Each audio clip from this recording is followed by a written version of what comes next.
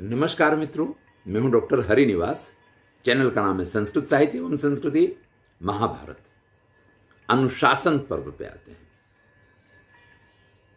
युधिष्ठिर ने एक प्रश्न किया, महाराज, सतायु उक्तः पुरुषः, लोगों के लिए कहा जाता है कि उनका आयुष्य 100 वर्ष का होता है। शतवीर्यश्च जायते, और शास्त्र ये भी कहते हैं कि उसके पास बड़ी शक्तियां होती हैं।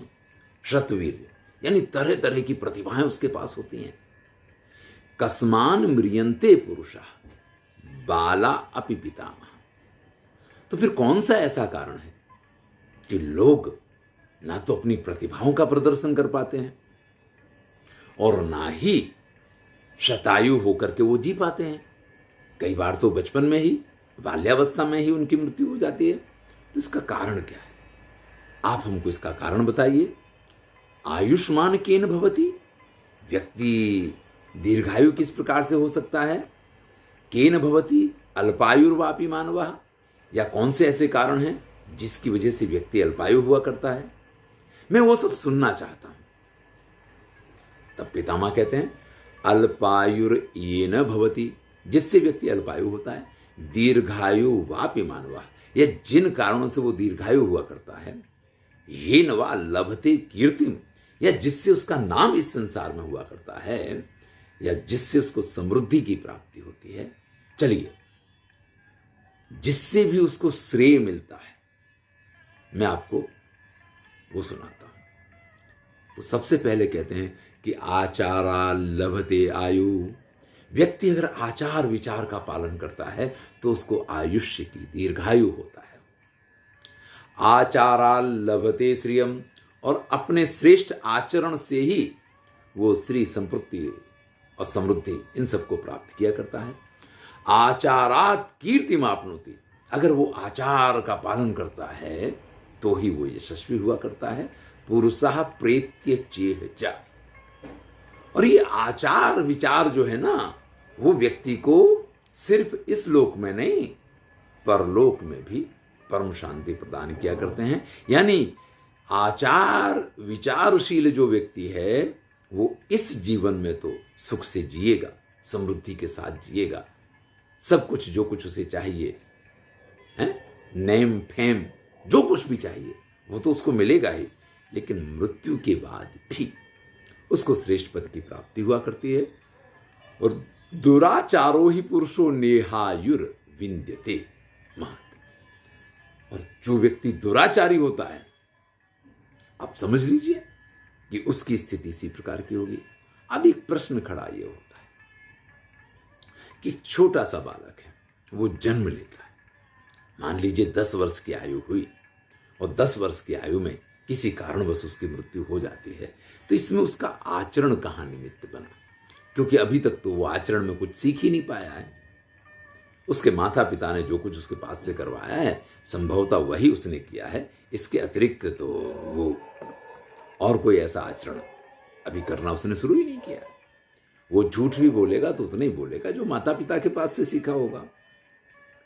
तो ऐसी स्थिति में ये एक विचार करने वाली बात है। चलिए, इसकी भी चर्चा करेंगे, लेकिन अभी इस प्रसंग को देखते हैं। पितामह भीष्म कहते हैं, ये नास्तिका निष्क्रियास्य, जो नास्तिक होते हैं, जो निष्क्रिय होते हैं, कर्मठ नहीं होते हैं, गुरु शास्त्राभिलंघिना, गुरुओं की कही हुई बातों को नहीं मानते हैं, शास्त्रों में लिखी हुई बातें जिनके लिए महत्वपूर्ण नहीं है, अधर्मज्ञ, जो धर्म को नहीं जानते, उनका कर्तव्य क्या है? अगर अपने कर्तव्य को नहीं जानता है व्यक्ति, दुराचारास्ते भवन्ति, उनको दुराचारी कहते हैं, और वही गतायुष, उन्हीं की मृत्यु निश्चित है कि जल्दी से होगी। विशीला भिन्न मर्यादा नित्यम संकीर्ण मैथुन। देखिए, दुराचारी की क्या क्या लक्षण उनको बता रहे हैं कि जो व्यक्ति शील से, चारित्र से हीन होता है, मर्यादाओं का उल्लंघन करता है, किसी के भी साथ जो शारीरिक संबंध बनाने के लिए तत्पर रहता है, सर्वलक्षणहीन होता है, जो व्यक्ति के पास किसी भी प्रकार के शुभ आचरण की अपेक्षा आप नहीं रख सकते हैं, ऐसे व्यक्ति को दुराचारी कहा गया है। लेकिन अगर व्यक्ति शक्ल सूरत से अच्छा ना हो, अगर व्यक्ति के पास बुद्धि भी ना हो, ज्ञान भी ना हो, अरे कुछ नहीं हो, लेकिन अगर वो सदाचारी होगा तो आप मान लीजिए कि जीवन में उसका कभी कल्याण नहीं हो सकता है। जो सदाचारी हैं उनके कुछ गुण कह रहे हैं। अक्रोधनः, क्रोध नहीं करने वाला, सत्यवादी, सत्य बोलने वाला, प्राणियों की हिंसा ना करने वाला, किसी के साथ ईर्ष्या ना करने वाला, ऐसा व्यक्ति 100 साल तक जीता है। अब देख लीजिए, जब आपको क्रोध नहीं आएगा तो आपको किसी प्रकार की बीमारियां नहीं हो सकती हैं। आप सत्य बोलते हैं तो आपको किसी प्रकार का टेंशन नहीं हो सकता है। जब आप किसी की हिंसा नहीं करते हैं तो कोई आपकी हिंसा क्यों करने लग जाएगा। जब आप किसी से ईर्ष्या नहीं करते हैं तो आपके हृदय में कोई जलन नहीं होती है। तो भैया आप 100 साल तक तो बड़े आराम से जी सकते हैं ना, क्योंकि जितनी दुनिया भर की परेशानियां हैं, जितनी दुनिया भर की समस्याएं हैं, उन सब से तो आप बच ही गए हैं। तो यहां जो बातें कही गई हैं वो सिर्फ कहने भर की नहीं है या सुनने के लिए नहीं है। अगर हमें लंबा आयुष्य चाहिए तो डॉक्टर भी क्या कहता है, यार टेंशन छोड़ो, टेंशन काहे के लिए पाल रहे हो, और टेंशन काहे का होता है, हमारे पास क्या है जिसकी हम चिंता करें। अरे भैया मुट्ठी बांध के आए थे, खाली हाथ जाना है। जीवन में जो कुछ मिल गया, संसार में जो कुछ मिल गया, ये हमारे अपने कर्मों का फल है। हम उसके लिए किसी और को दोषी माने या किसी और के पास बहुत कुछ है तो ये उसके कर्मों का फल है, हम उसके लिए ईर्ष्या करते रहें। अरे जो कुछ इस संसार में होता है, क्रोध आना एक अलग बात है, लेकिन उस क्रोध में आकर के आप ये कहें कि अब तो मर जाएंगे या मार देंगे, तो भैया मर जाओ, शतायु नहीं रह सकते हो। तो ये जो बातें यहां कही गई हैं, ये सभी बातें इतनी तथ्यात्मक हैं, लेकिन हैं कठिन। अपने जीवन में हम गुस्सा ना करें, हम सत्य बोलें, हम बिल्कुल अहिंसक रहें, हम किसी के प्रति ईर्ष्या ना करें, तो भैया ये सब तो करेंगे, चाहे जल्दी मर जाएंगे वो हमें मंजूर है, लेकिन इन सब चीजों को हम नहीं छोड़ सकते। आगे कहते हैं लोष्ठ मर्दी तृणच्छेदी नख खादी जयो नरा। बहुत से लोगों को आदत होती है कि वो अपने नाखून चबाते रहते हैं। ऐसे लोगों के लिए कहा गया है कि इनका आयुष्य लंबा नहीं हो सकता है। जो लोग मजूरी वगैरह का काम करते हैं, पत्थर वगैरह तोड़ते हैं, स्वाभाविक है डस्ट उनके अंदर जाएगी, और डस्ट जब अंदर जाएगी तो आपको तरह तरह की बीमारियां होंगी। तो यहां लिखा है लोष्ठ मर्दी का अर्थ होता है पत्थर तोड़ने वाला। तृणच्छेदी जो मतलब घास फूस का सबका काम किया करते हैं, और जो नाखून चबाते हैं, और जो लोगों का जूठा भोजन करते हैं, इन लोगों को कभी भी दीर्घायु नहीं मिल सकता है। अब नख खादी का अर्थ ये होता है कि कुछ लोग कभी भी किसी भी स्थिति में ये काम करने लग जाते हैं। उनको ये भी ख्याल नहीं होता है कि इस समय उनके हाथ शुद्ध हैं अशुद्ध हैं, इनको आपने साफ किया है नहीं किया है। आजकल तो कोरोना ने बहुत कुछ सिखा दिया कि भैया हर थोड़ी देर बाद हाथ धो। ऐसी स्थिति में अगर आप अपने नख चबा रहे हैं तो संभवतः ये एक ऐसी प्रक्रिया नहीं है कि जो आपको इतनी हानिकारक होगी, लेकिन जिन लोगों को आदत पड़ जाती है वो कुछ नहीं देखते हैं, कहाँ बैठे हैं, किस स्थिति में बैठे हैं, क्या है क्या नहीं है, तो ऐसे लोगों के लिए ये बात है।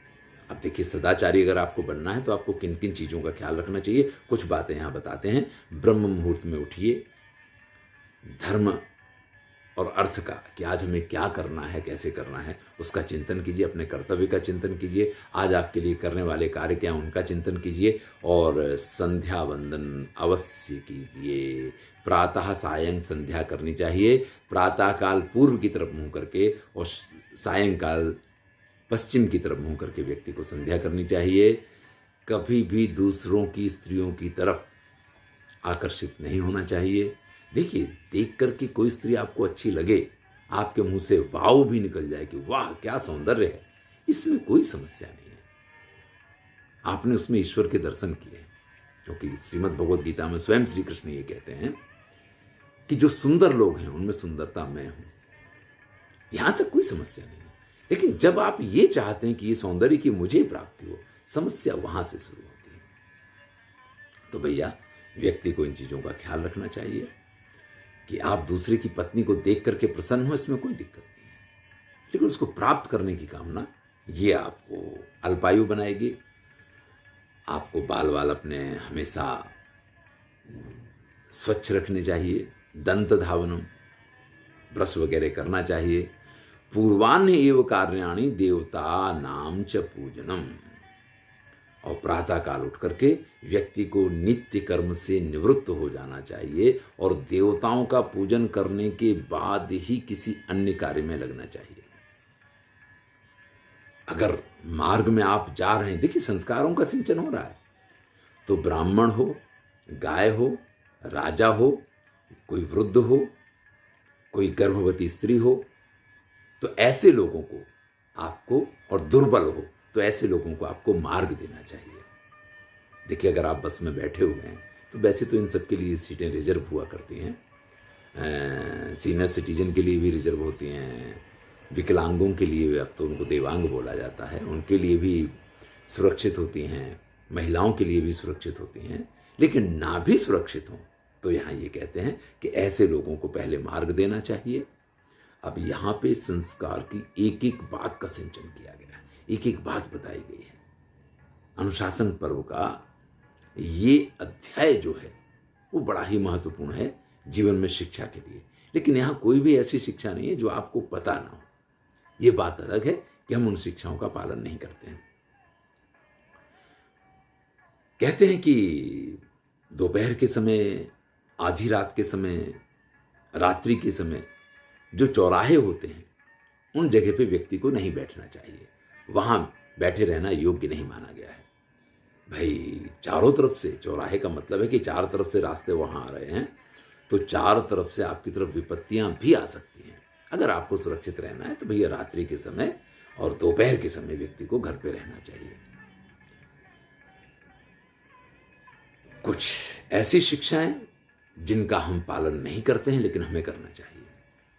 किसी के पहने हुए जूते नहीं पहनने चाहिए, किसी के पहने हुए वस्त्र नहीं पहनने चाहिए।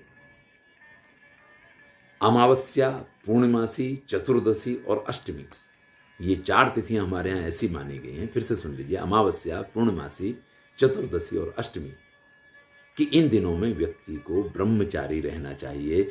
अपनी पत्नी के साथ भी उसको शारीरिक संबंध नहीं बनाने चाहिए। लेकिन अब इसका तो पालन कैसे हो सकता है? कई बार क्या होता है, लोग शनि रवि को ही मिलते हैं। अब उसी दिन अमावस आ गई हो या पूर्णिमा से आ गई हो तो भैया फिर तो और 8 दिन की बात चली गई।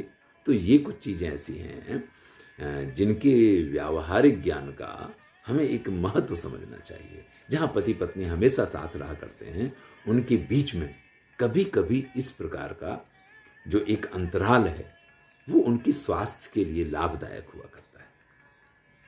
नहीं तो ये तो प्रकृति कैसी है व्यक्ति की कि आग में आप जितना घी डालते जाएं उतनी ही वो अधिक प्रज्वलित होती चली जाती है। इसका कहीं पे समन नहीं हुआ करता है।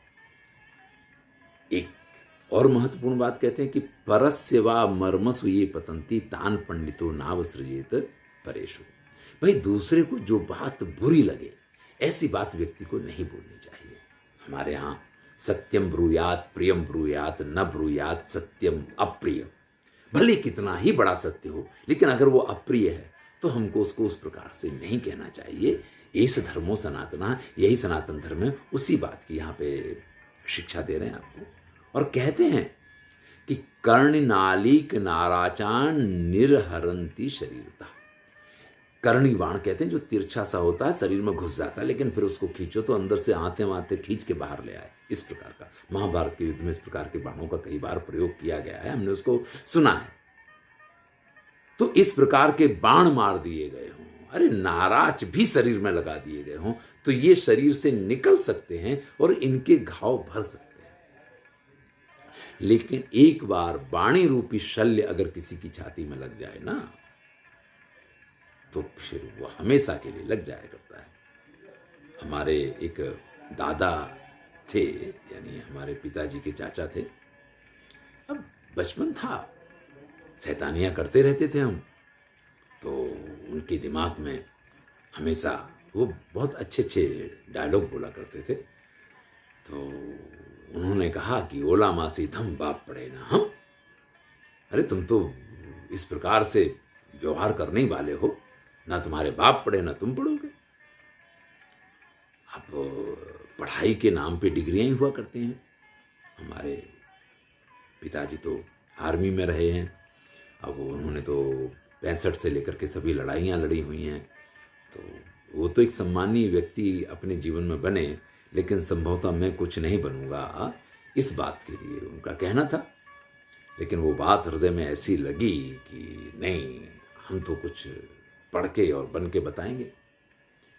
वैसे ऐसा नहीं था, मैं हमेशा ही पढ़ने में अच्छा ही माना गया, अपने वर्ग में हमेशा प्रथम आया करता था, लेकिन फिर भी वो बात ऐसी स्पर्श कर गई और ये निर्णय किया कि हमारे पूरे खानदान में कोई नहीं पढ़ा होगा, इतना हम पढ़ के बताएंगे, डिग्रियां तो कम से कम इतनी हम अर्जित करके बताएंगे। और फिर हमने उसी अनुसार चलते हुए 25 साल की उम्र में मैंने PhD कंप्लीट की थी। तो कई बार ऐसा होता है कि कही हुई कुछ बातें व्यक्ति की तरक्की का आधार भी बनती हैं, ये व्यक्ति के विकास का आधार भी बनती हैं, लेकिन वो बातें होती कुछ ऐसी हैं कि जो हृदय में अगर एक बार अंदर पहुंच जाती हैं तो आप उनको वापस नहीं निकाल सकते हो। मैंने तो एक बात ऐसी बताई जिससे मेरा जीवन सुधर गया, लेकिन कई लोगों के हृदय में ऐसी भी बातें लोगों की लग जाती हैं, या उनको वही बातें याद रह जाती हैं जो वास्तव में याद नहीं रखनी चाहिए। जो व्यक्ति हीनांग हो, जिसको दिव्यांग आज बोला जाता है, इस प्रकार के, या जिसके अधिक अंग हों, इस प्रकार के, जो विद्याहीन हों, इस प्रकार के, जिनकी लोग निंदा करते रहते हैं, ऐसे लोगों से भाई आपको दूर रहना चाहिए। दूर रहने का अर्थ यह है कि उनको, दिव्यांग को दिव्यांग कहना, अंधे को अंधा कहना, विद्याहीन को मूर्ख कहना, लोग जिसकी निंदा करते कह रहे तू तो चोर है, उसको चोर कहना, तो भैया आप विपत्ति मोल ले रहे हो। और विपत्ति मोल ले रहे हो, देखिए मान सकते हैं कि कोई दिव्यांग ऐसा होगा जो आपका कुछ नहीं बिगाड़ पाएगा, लेकिन मरी खाल की श्वास से सार भस्म हो जाए, उसके हृदय से अगर कोई ऐसी बात निकल गई ना, तो वो आपके जीवन में आपके लिए बड़ी हानिकारक होगी। कभी भी अपने पुत्र और अपने शिष्य के अतिरिक्त किसी और के ऊपर डंडे से प्रहार नहीं करना चाहिए, किसी और को गिराना नहीं चाहिए। कई बार क्या होता है कि हमारे पुत्र ने कोई अपराध किया है, 2 बच्चे लड़ रहे हैं, तो अपने पुत्र को तो पकड़ के खींच लेते हैं, दूसरे को 1-2 थप्पड़ मार देते हैं। भाई आपको अधिकार नहीं है कि दूसरे की संतान को आप प्रहार करें, ये तो आप गलत कर रहे हैं। तो यहाँ इस प्रकार से बहुत सारी बातें कही गई हैं। अब हम सभी बातों को अगर यहाँ लेकर के बैठेंगे तो संभवतः यही वीडियो जो हमारा है ये 2 घंटे तक का हो जाएगा। इसलिए 1-2 महत्वपूर्ण बातों को लेकर के हम इस वीडियो को पूरा करेंगे। कहते हैं कि कभी भी व्यक्ति को जो नित्य कर्म है उससे बिना निवृत्त हुए और देवताओं की पूजा किए बगैर माता पिता गुरु के अतिरिक्त किसी अन्य व्यक्ति के पास नहीं जाना चाहिए। यानी कोई बड़ा बुजुर्ग है जिसने किसी कार्यवश आपको बुलाया है तो आपको दौड़ करके इन सब चीज़ों को छोड़ के पहुंच जाना चाहिए। अन्यथा आपको किसी कार्य से बाहर निकलना है तो पहले इन सारी चीज़ों से, कई बार लोग क्या है कि पूजा को भी अधूरा छोड़ करके निकल जाते हैं, लेकिन इसका निषेध किया गया है। न नग्ना कर चित स्नाया, भाई नग्न अवस्था में आपको बाथरूम के अंदर की बात नहीं है, वहाँ तो आप जो करें क्योंकि कोई और देखने वाला नहीं होता है। लेकिन मेरा तो ये मानना है कि अगर आप किसी होटल वगैरह में भी आते हैं, जो अनजान जगह है, यहाँ अनजान जगह के बारे में उल्लेख है, या जो सार्वजनिक जगह है, ऐसे स्थानों पे व्यक्ति को कपड़े पहन के ही स्नान करना चाहिए। ये बहुत ही आवश्यक है। कहीं भी किसी भी जगह पे खड़े होकर के देखिए, नो सृजेत पीरूषम च क्षेत्रीय ग्रामस्य चांतिके। कहीं भी व्यक्ति बाहर में खुले में शौचादि क्रियाएं करते हैं, कहीं भी खड़े होकर के इस प्रकार की प्रक्रिया में जुड़ जाया करते हैं, उसका निषेध कर रहे हैं। तो अब आप समझ लीजिए कि जीवन के जो भी व्यवहार आपको, और विशेष करके कोरोना काल में जो सिखा दिए गए हैं, वो सारी बातें यहाँ पे आई हैं। चलिए, यहाँ तो बहुत सारी बातें कही गई हैं, एक अंतिम बात कहते हुए इस वीडियो को पूर्ण करते हैं कि नित्यम अभिवादनशीलस्य नित्यम वृद्धोपसेविनः। जो नित्य प्रति अपने बड़े बुजुर्गों का अभिवादन करते हैं और हमेशा उनका सम्मान करते हैं, वो दीर्घायु होते हैं, अवश्य ही दीर्घायु होते हैं। लेकिन जिनके माता पिता के या जिनके गुरु के हृदय से कभी भी उनके लिए कोई भी दुराशीष निकलते हैं कि तुम्हारा तो योग्य नहीं होगा, तो समझ लीजिए वो आशीर्वाद अवश्य फलीभूत होते हैं। और हमें इस चीज़ से बहुत बचना चाहिए। हमें अपने बड़े बुजुर्गों का बहुत ही आदर सम्मान और सत्कार करना चाहिए, उनकी हर छोटी बड़ी बात का ख्याल रखना चाहिए। कई बार हमें ऐसा लगता है कि वो जो कहते हैं वो निरर्थक है, वो जो करते हैं वो अयोग्य है, लेकिन एक अवस्था के बाद वो क्या कहते हैं, वो क्या करते हैं, हमारी जवाबदारी है कि उनकी हर बात का हम स्वीकार करें। अगर वो कुछ गलत भी कह रहे हैं, अगर वो कुछ गलत आचरण भी कर रहे हैं, तो भी हमें ये अधिकार नहीं है कि हम उनको रोकें। हाँ, एक आध बार कहना कि ये योग्य नहीं है, ये आपका अधिकार है, लेकिन अगर उनकी जिद है, अगर उनका वो स्वभाव है, तो फिर आप उनका अनादर नहीं कर सकते हैं। यही शास्त्र विहित है। और जो लोग जो बातें ऊपर कही गई हैं उनका योग्य रूप से आचरण करेंगे, जीवन में हमेशा सुखी रहेंगे, इसमें कोई दो राय नहीं है। चलिए, धन्यवाद। मैं हूं डॉक्टर हरिनिवास। चैनल का नाम है संस्कृत साहित्य एवं संस्कृति। इस पूरे अध्याय को आप अवश्य पढ़ें। ये 104वां अध्याय है। इसमें बहुत सारी बातें कही गई हैं। अगर आपको ऐसा लगेगा कि नहीं ये सुनने जैसा है, तो फिर कभी आप कहेंगे तो विस्तार से इसकी चर्चा करेंगे। धन्यवाद। अच्छा लगे तो मित्रों के साथ शेयर कीजिए। मैं हूं डॉक्टर हरिनिवास।